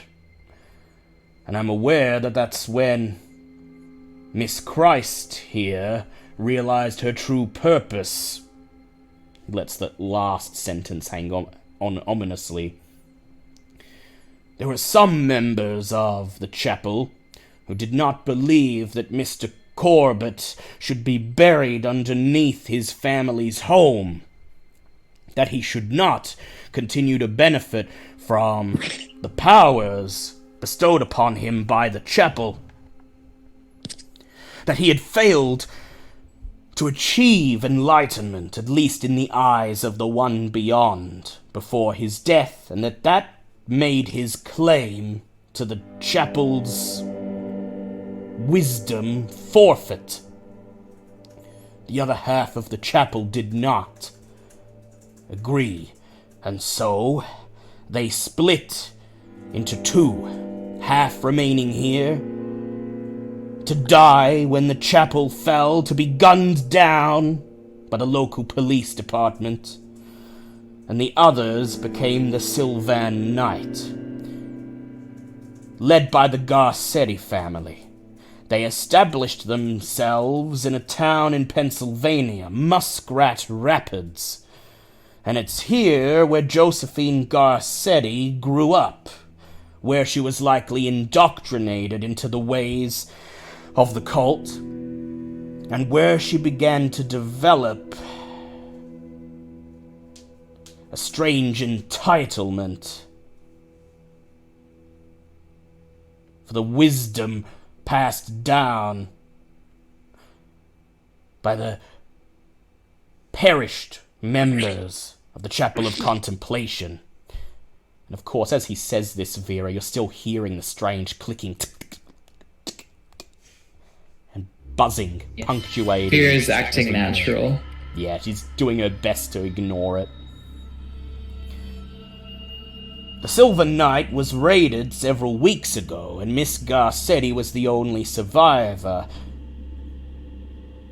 It's my understanding at that point she fled Boston, and I have no way to know for sure, but there's only one place she would logically have fled to, and that would be her hometown, Muskrat Rapids, Pennsylvania.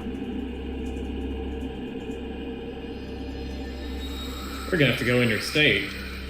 Ugh, what a drag. I hate trains. I really do. You can drive, says Crater. I've done it before. If you can handle 19 hours at the wheel. Otherwise, the train will get you there in just over 14. Either way, it's an overnight trip, but I'll leave that part up to you. What I need to know is, will you do this for me? Will you go to Muskrat Rapids, find Josephine Garcetti, and retrieve the family heirloom which she has stolen from me?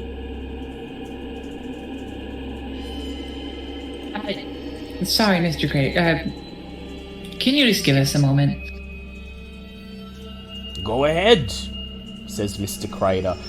And Vera sort of, tries to usher the group outside of the room. He just leans back in his chair, folding his arms, nods at you as you stand up, and Vera, you gesture for the others to follow. You step out of the office and huddle in the corner of the abandoned kitchen, behind a stack of wooden crates. You guys are fine with this vibe? I didn't say I was fine with it. I didn't say anything yet. Now, we need to know where Josephine is. He's told us where Josephine is. As far as I'm concerned, we dust our hands and walk away as soon as we find her. Seems like the fastest way we're gonna find her and find information, and if it just takes playing along until we get there, it might be the safest way for us to do so. Vera's sort of nodding, and she's like, right, I would... Yeah, okay, that makes more sense. In between, Trixie's gonna casually say other sentences like, I don't see why we didn't trust him if he's gonna go through all this trouble of supporting us, and we'd get what we want done as well, so she can sort of throw off the scent that they're not trusting a bit. Let me ask you all a question. What are your feelings about this man calling you his allies? You've heard already and read some very bizarre things about this man and the strange stone figurine he possesses. The same object that he's asking you to retrieve for him. Oh, he's made it perfectly clear that he's working in service of the One Beyond, and Angel has absolutely blown her cover at this point as well. There is no way that he trusts either of them. So your plan, essentially, Buck, is to head to Muskrat Rapids, stop Garcetti, rescue Andrew Keatling, and then once the stone is in your hands, destroy it, absolutely. Destroy it as best you can, despite the fact that the text claims that there is no possible way to do so. He'll find a way. He'll find a way. Or find a way to ensure that it He's doesn't good. hit anybody's hands again. Shoot him with a gun! Maybe. Maybe it could be thrown down Vera a mine is- shaft. Take a boat to the middle of the ocean and drop it off the Drop side. it off. So, Yeah, Bucket's... good. Return it to the ocean. That'll be good. Vera is, she's sort of just... She's still in, like, what the fuck is all this bullshit mode? Yeah, now they're talking about cults and the One Beyond. And so she's like, alright, fine. let's go along with it for now, I guess. What is happening? Trixie's gonna put a hand on her shoulder. Considering everything you've just learned, I'd say you're doing pretty well. Yeah, you're taking it pretty well. We'll do our best to look after you and do right by your uncle. Yeah. Angel likes trains, yeah. So, Vera, square your shoulders and nod. You're not sure how this plan will possibly work, but it's a whole state away, Pennsylvania. Once you get that stone, you'll at least have time to figure out what you want to do with it before Crater catches up to you. And so you lead the others back towards the office, grab the doorknob and push it open. Crater immediately looks up from his book, his neck jerking in that unsettling, unnatural way. So, have you come to a decision? He says, dragging out the words.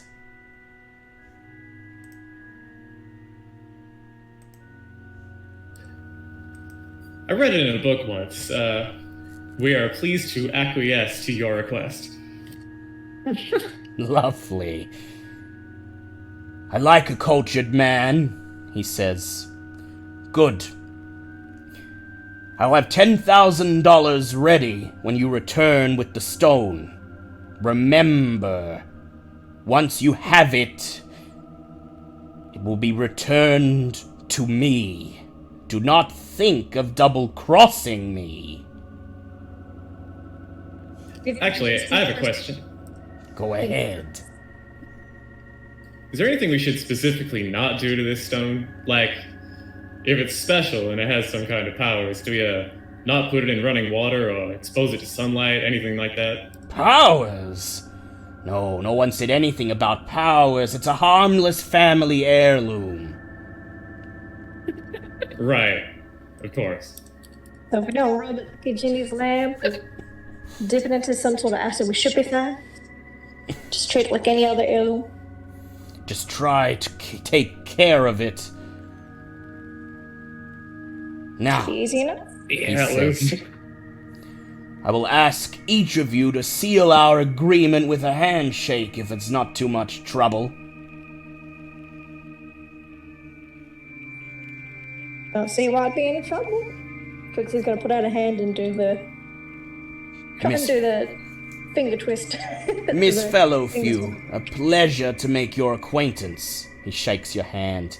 He holds his hand out to Angel. Miss Christ, a pleasure to work with the one who claims to be the true vessel, a perfect foil for Josephine Garcetti. He holds out his hand to Buck. My family heirloom was a ring with a shadow spirit in it, so I'm gonna call some bullshit on that fucking stone. Anyway, pleasure to meet you. I never said it was your family heirloom. Buck, do you shake his I know, hand? but most fucking family heirlooms. No, Buck doesn't even really acknowledge he's holding out his hand. He waits he's not for a playing moment, game. holding it out, holding that glossy, pale skinned appendage in front of you. And then after about 10 seconds, he just shrugs. Suit yourself. Vera does something that she hasn't done in a long time, What will Vera do? which she curtsies. She hates curtsying, but it means she doesn't have to touch anything. Yeah.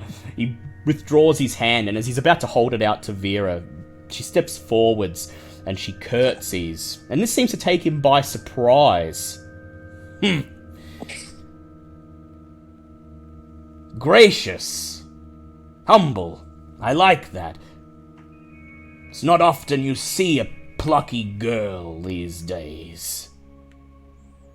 Too eager to craft their own path. He tips his hat to you, makes a little bow, and as he does so, Vera, I'd ask you to make a spot hidden check. Yeah. 1 second. My spot hidden is 25, so this is not good odds. I'll let you do it with advantage, actually, because you are temporarily insane, so I'll give you an insane insight on this. Hey, I passed. I won't describe what you see yet, but the rest of you see as Crater takes a bow, tips his hat. Vera's courteous smile falters. She frowns and the colour drains from her face as she steps away, as if she's seen a ghost. Well now, you'd best be on your way. Time is, as they say, wasting. Go and get a shake on. Whether you drive or take the train, you'll need to be well rested tonight. It's a long journey over state lines. Make sure you have everything you need before you leave. And do not return here until you're done.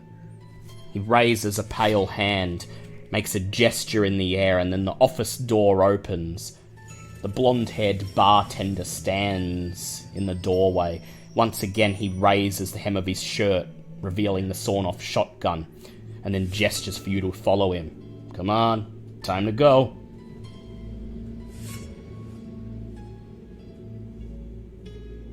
As you follow, is there anything you'd like to do before you leave the office, I should ask? Probably do one more spot hidden on the way out, see if there's anything. If you want to try to I've no sneak idea, one, go but- ahead, Trixie. Yeah, ditto. Yeah, same here. Go ahead. Well, you've already passed yours, Vera. You don't need to make another one, but Okay. Buck and Trixie can try. Hard pass. Spending 2 luck, that's a pass. Pass, very well.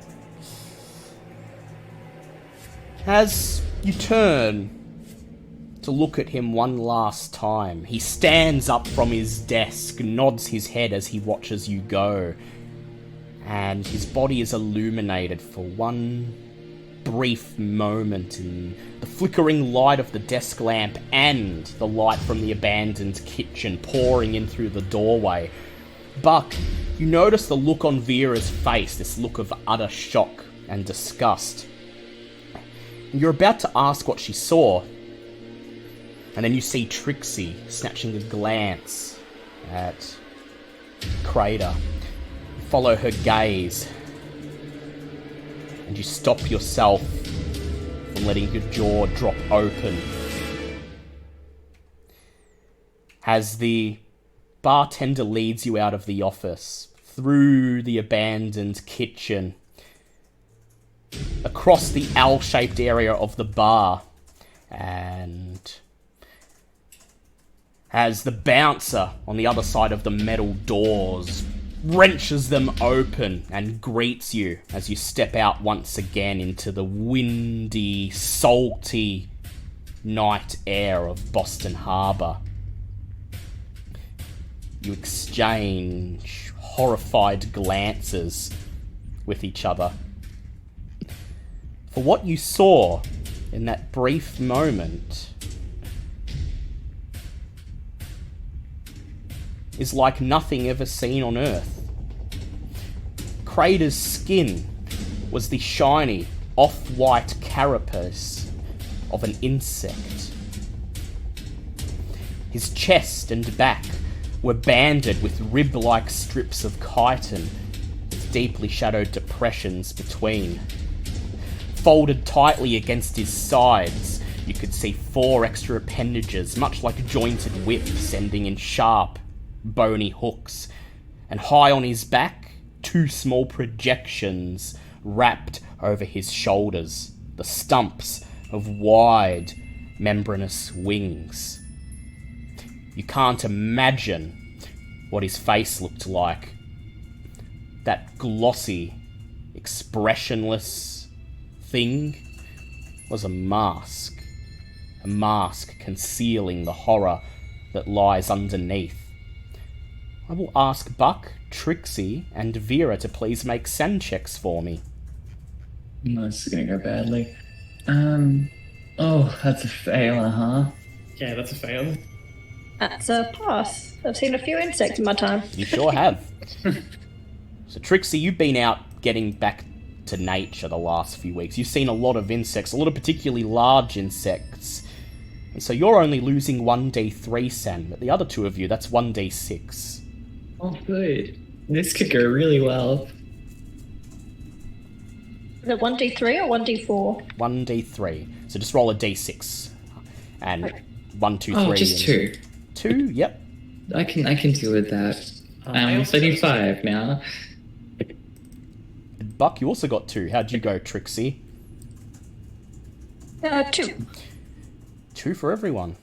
As you make your way back up the street towards where Eugene Earle's Model T is parked, none of you says anything. There's no words to say. You're not sure of exactly what Zeke Crater is, but now you know why he dropped off the radar a month ago, and when he returned, seemed to exhibit strange, shuffling movements, hid from public, no longer showed his face with a babe on each arm. You don't know what he is or how he got that way, but he's certainly not human. An hour later, you're standing behind Trixie in the hallway on the 3rd floor of a downtown apartment tenement, a couple of blocks away from the Boston Museum of the Arts. Trixie's leaned over, retrieved a key from the folds of her khaki shorts, and as you look over your shoulders, noticing the shadows of the empty hallway growing ever longer Trixie unlocks the door, pushes it open, and leads you into her apartment. She's graciously put you up for the night so that you can rest, recover, and most importantly, discuss what you're going to do next. Trixie, what is your apartment like? I feel like in the moment with everything that's gone on, it's going to be a bit disheveled but organised, so piles of paperwork and artefacts. Just really tell that she's been back into nature, and being back home is a bit unusual, but she does her best to accommodate everybody. It's clear that no one's lived here for about a month. There's a thin layer of dust over the counters in the kitchen, over the coffee table in the living area, and the little table on the side of the kitchen with 2 chairs. The apartment itself is filled with wooden crates filled with hay and sawdust containing various artifacts and trinkets that Trixie has collected over the years. She considers them valuable enough to be in the museum, but the people who run the museum evidently think all of this stuff is bunk and have no desire to display the items that Trixie proudly shows you. Her genuine leg of Bigfoot, her Sasquatch paw from Greenland, Yowie claw, the arm bone from a real-life, living Tyrannosaurus from somewhere in the jungles of the Amazon.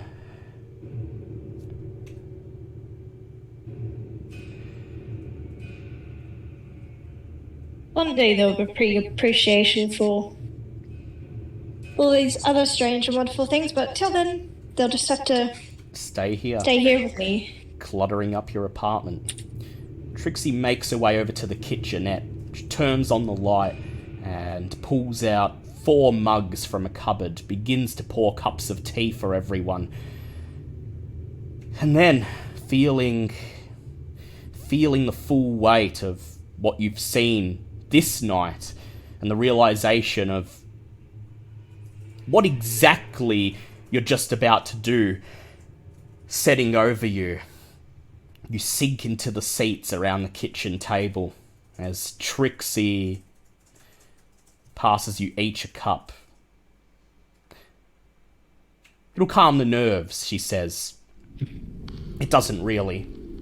It's just boiling hot water with the vague taste of something earthy. So, what are your thoughts on what you've gotten yourself into?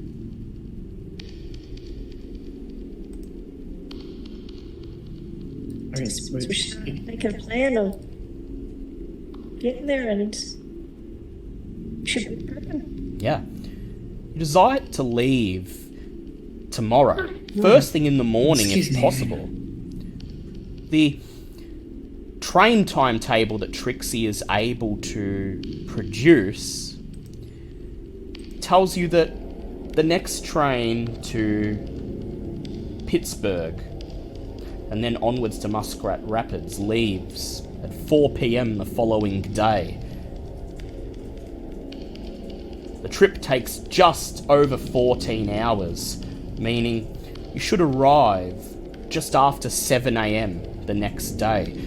But if you really think time is of the essence, and you think you have the stamina for it, you still have access to Dr. Earl's Model T. You could leave first thing in the morning and tackle that 19-hour drive yourself.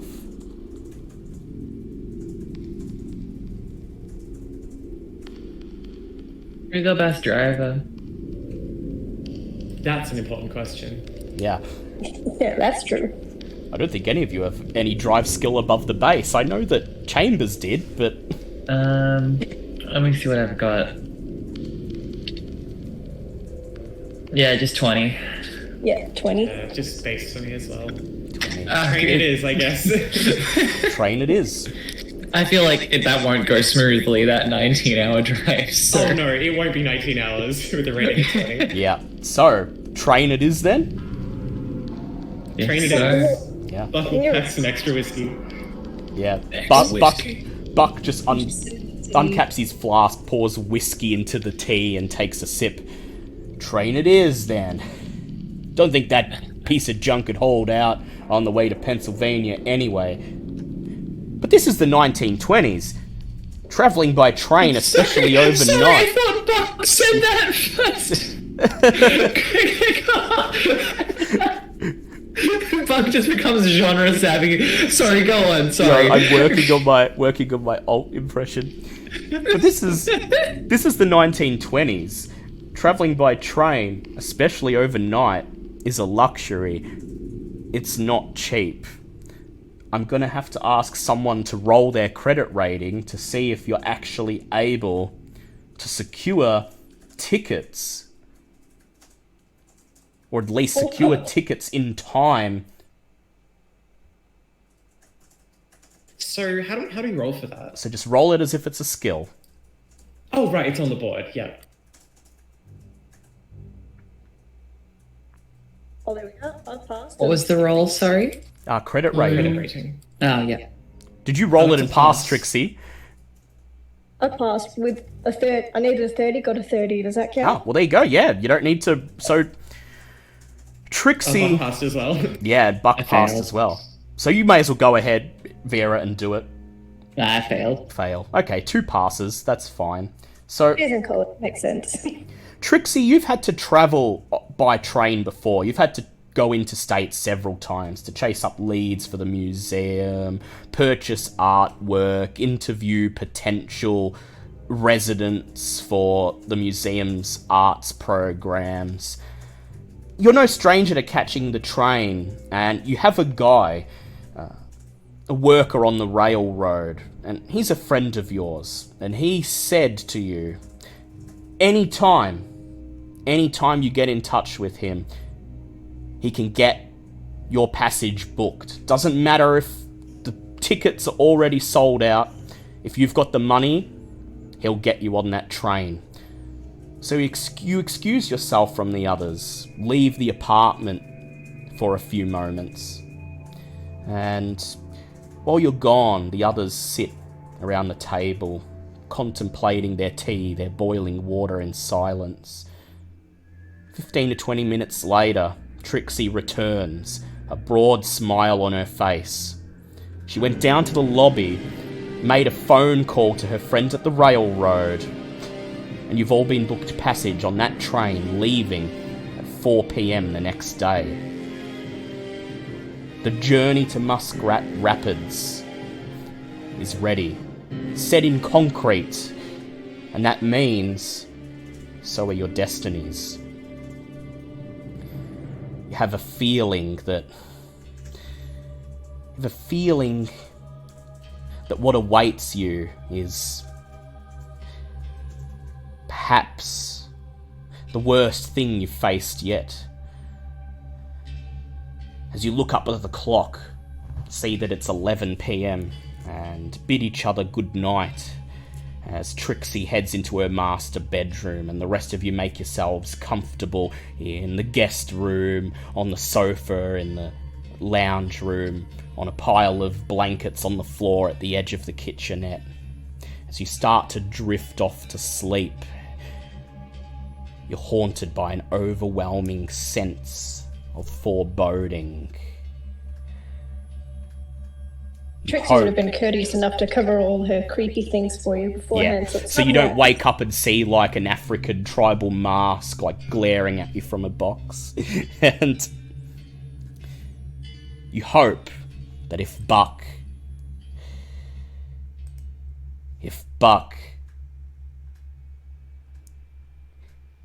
is as tenacious as he presents himself, maybe, just maybe, this plan will go in your favour. But as you drift off, the last image in your mind is that of Zeke Crater's true form. Something not of this world, something definitely not human. And even if you're able to find Josephine Garcetti, stop her plan, save Andrew Keatling, and get the stone back, you wonder what will happen next. For you're cutting deals with something you cannot hope to understand. Before we end the session, Vera, before you settle down to sleep, you realise that you've taken a lot of photos over the last 24 hours, and they could be potentially useful. And you try to sleep, but as long as you're aware of the shape of your camera sitting there on the coffee table in front of the sofa, you can't manage to calm your mind enough to finally drift off.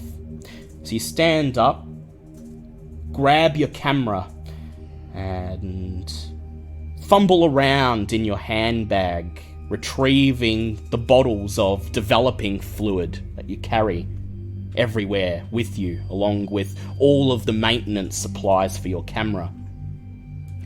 You make your way into the cramped bathroom of Trixie's apartment, pulling the door shut behind you, drowning yourself in pitch blackness.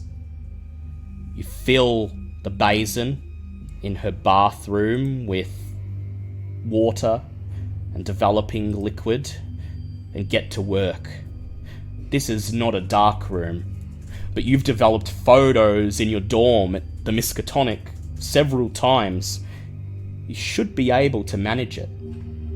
Go ahead and make a photography or an education check to see if you can develop these photos using the limited supplies and facilities available to you. Yeah, rolling against education, which is 70.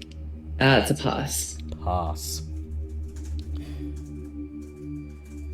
You work tirelessly for several hours, extracting the negatives from the film, dousing them in the developing fluid, transferring the prints onto paper, and then hanging them up on a string that you hang across the bathtub.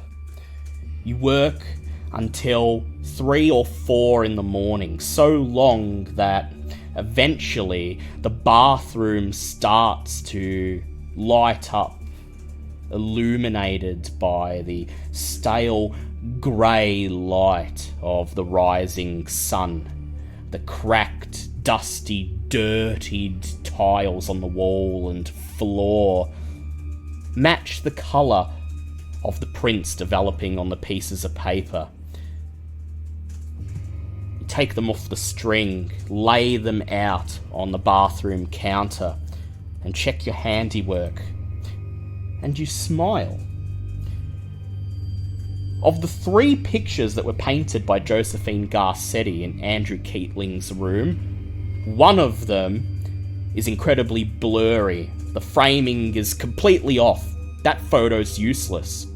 But the others you took are fine, almost perfect. You could see any one of these being emblazoned proudly in an arts magazine. The photos of the documents from the police station evidence room and of the Kingdom of Shadows book from Zeke Crater's office all come out clear and crisp. You have photos of at least 7 or 8 pages from that book, the section that Crater was reading, and perhaps Angel and Trixie will be able to study these and translate more of the Latin within on the 14-hour train ride. The last photo you turn your attention to is the one you took. The one you took that opened your mind to the possibility of things beyond.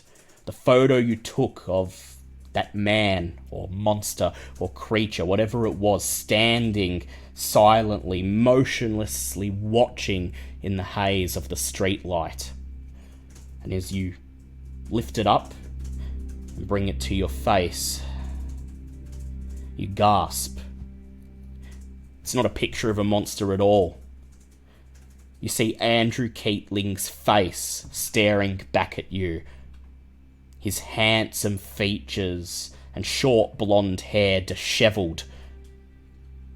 His face is contorted in an expression that's an obvious mixture of helpless terror and pleading. You can hear the words emanating from his lips, as if he were there in front of you. Help me.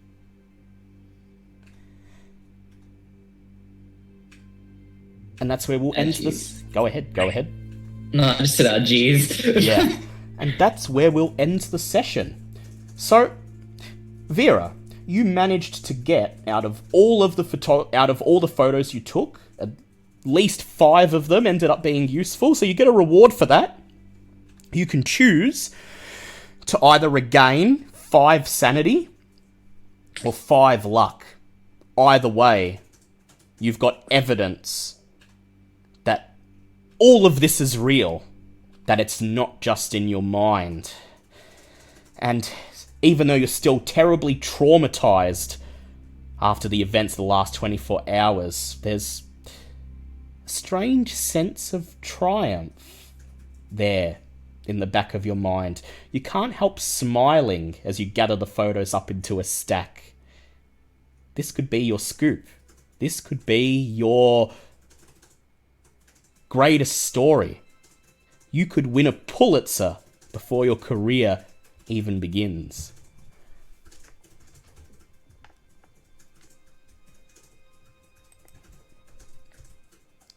So, All right. Luck or sanity? The choice is yours.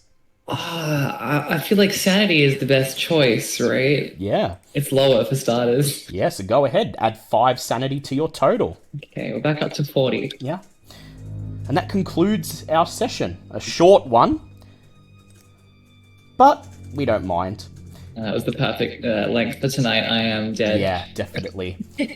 So... Exactly. Let me just get back into it. I feel like I've been missing it for so long. I know. Well, it's okay, because this one was short. We're going to have an extra one to the campaign. So we've got 2 more now, because we're going to have another short one, the second half of this one, and then the finale.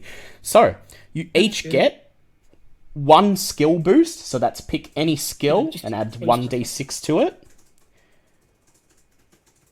And you also each gain 1d3 of Cthulhu Mythos skill.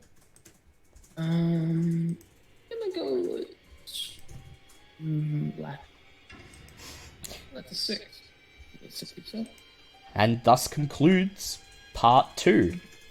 Next time, you catch the train to Muskrat Rapids, head out to the literal middle of nowhere, and experience the type of horror that exists only in the rural countryside. In part 3 of Mansion of Madness, the House of Dreams.